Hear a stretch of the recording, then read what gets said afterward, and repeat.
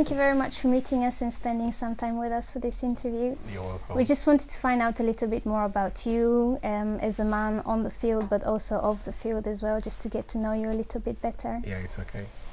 So we'll ask you some questions about your personal life, if that's okay, as well as on the field. Yeah, it's okay. First, I wanted to congratulate you about the birth of your baby.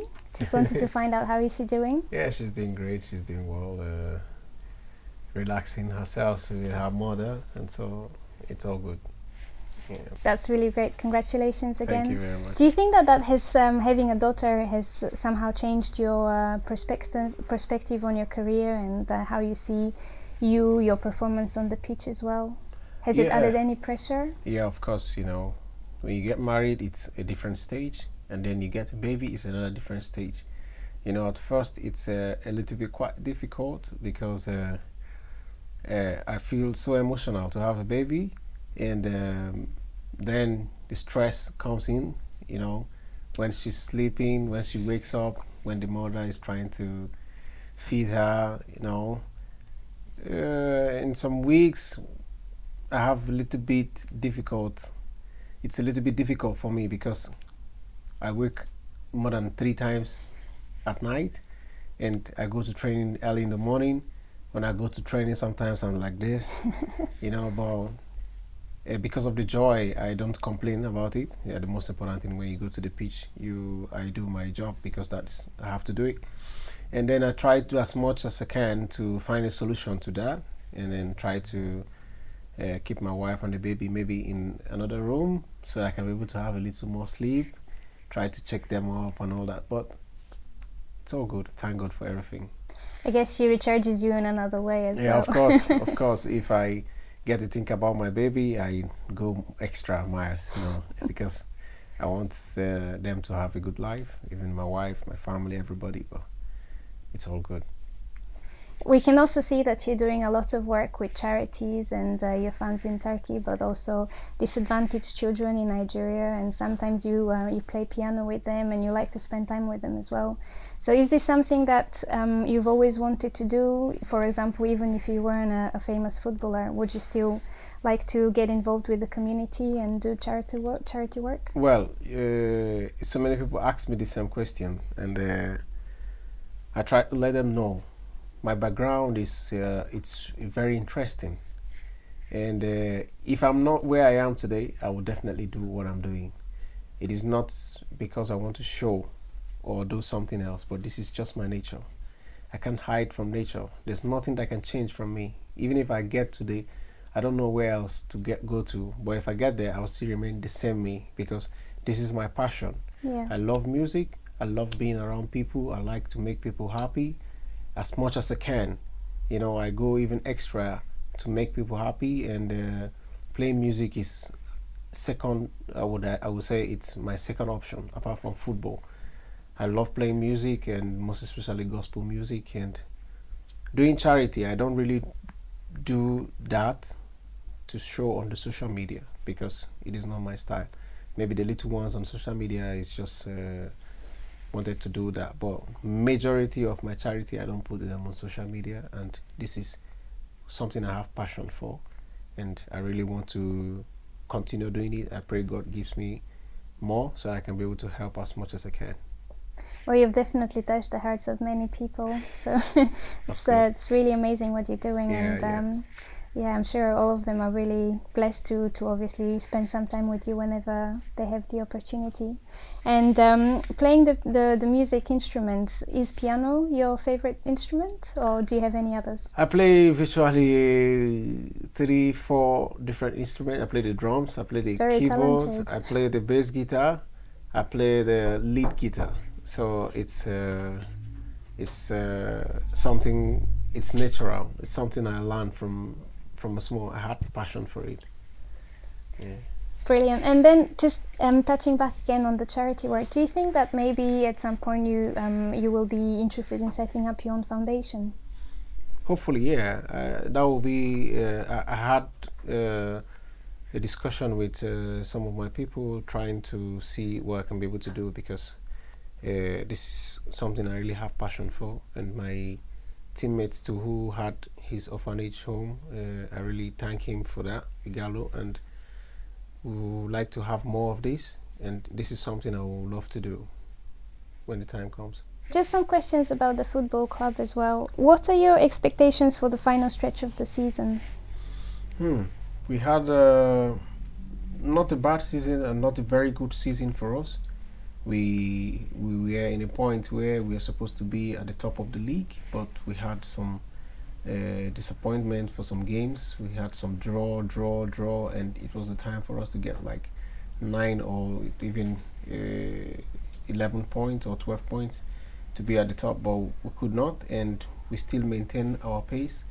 Our target for the season is to be among the first 3 at most, but at this point in time we are on the 5th position, and not really what we want, but we thank God for that, and we are still pushing forward to make sure we be the same 3 to 4th position, so we can be able to be on either the Champions League or the Europa League, and this is our target for the season, and I hope we're going to achieve that, and we're doing just pushing forward to get that.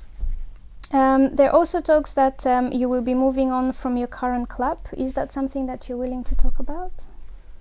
Of course, every football player has his target and objectives of trying to play for one of the clubs you admire or clubs you really want to.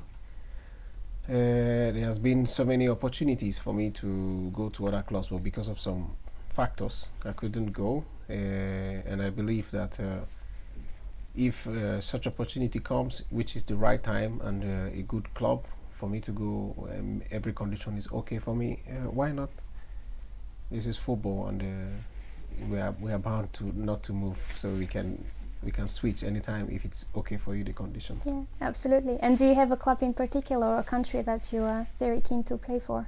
Not really, but of course the clubs are in my heart, and I pray to God. When it comes, I'll definitely say thank you, God. I will pray for you too. Thank you very much. And where do you see your performance in the moment? Is there anything particular that you would like to focus on to improve your performance for the World Cup? Yeah, of course. No one is perfect. We all try to work towards perfection, but it's impossible for you to be perfect. So the only thing we try to do is for you to try as much as you can to improve on the aspects you know that you are not getting it really right, and these are things that's why we train every day, to try to improve in every aspect of your life. You try to play in the game, and of course there are some things I would love to improve on, and even before now I started my training to prepare for the World Cup like a week ago, because this World Cup, I don't want to say what's going to happen, but I just have everything already planned in my head. Yeah. And so I'm preparing really good, but I said I was not going to say it in the social media or whatever, but this World Cup is going to be an extraordinary one. That's amazing. Yeah. And do you think we're going to see a special dance from the Super Egos? We have my teammate who already call him Shaku Shaku. Shaku Shaku. So he will definitely, if he's there, he scores the goal, maybe he gives Shaku Shaku. But me, basically, when I score, I don't normally dance. I just give thanks to God and just move on. But we will see. Maybe the goal is too classic or something. Maybe Shaku Shaku can come out. I don't know. Can we see a little preview? I don't dance, so okay. Maybe that day something will come in my head, and then we'll do something. But for now, let's pray that no injuries, no problems, so we can be able to make the team to the World Cup, and then we take it up from there. Brilliant. Yeah. So I just also wanted to ask you some questions about your fashion and style trends as well. You are really well dressed off the field, so we just wanted to understand a little bit more about your personal fashion style and your attitudes towards traditional African clothing as well. Would you be able to tell us a bit more about that? Yeah, of course. I really love to look good, because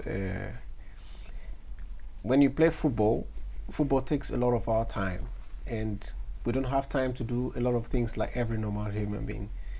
And whenever I want to go out, the only way to compensate myself from all those absence, I like to dress good. And I have, would I say it's a problem, or would I say it's a normal lifestyle? My wife says to her friends or people around, his problem is shoes and cars. So whenever I go out, I must come back home with a shoe. This is my problem. And I like to dress well. And African dress is so amazing because when I dress in African traditional dress, it looks so good, and I think it's one of the best. If you try to go to the markets, and you will see that these are really classic things, and I love to dress in every way, but the most important thing is to dress good. I don't care which brand it is. Yeah. I don't have specific brand, but anytime I want to dress, it doesn't matter. I'll dress good with any brand. I go with any brand. So for me, it's very important for me, and to dress good, and I feel comfortable. Yeah. I feel confident when I dress good. Absolutely. So how would you describe your confidence look whenever you just wake up in the morning and you just want to feel really yourself? What would you put on? You know, when we go for training, you just go for training for 1 hour. After the training, maybe one or two things you do, 30 minutes, 1 hour, altogether, let's say 3 hours. And then you drive back home. You are going nowhere. So for me to look really confident on myself, I just want to dress good and go to training and come back home, because I know I'm fulfilled for the day. And so for me, it's something that gives me innermost joy from inside. Just dress, go to training, although we don't have anywhere to go, and then come back home. It's okay for me. And we've also noticed that you have a very good style, and you like to have a very groomed face as well with your barber. Do you take him around with you when you travel? It's not that's too extra, you know. But you know, whenever I want to look good, when I need him to come around, he's from London. He's based in London, so whenever I want him to come around, I invite him to come. Maybe after every 2 to 3 weeks, then he comes around to, you know, I'm so confident with his work. He's so good, and so when he, you know, there's someone you're familiar with, when he touches you, you feel that glowing spirit, you know. So I don't like to cut my hair in any way I see. I just want someone specific to just cut me, and it complements my outfit and all that, and so that's why I always invite him specially. Sounds like a really good working collaboration. Yeah. Well, it's really great that you found someone you feel so comfortable working with. Yeah, it takes a lot of time, but you know, when you get to the right person, you know that this is the right person. Do you find maybe feeling a similar way towards having a stylist, for example, someone that can completely take in charge of your overall look? Would have been good to have a stylist, but if I was having all the time occasions to go to, maybe he can assist. Today you do this, tomorrow you do this, next tomorrow you do this, but I don't have anywhere I'm going to, and I can style myself. My wife too, she's very good.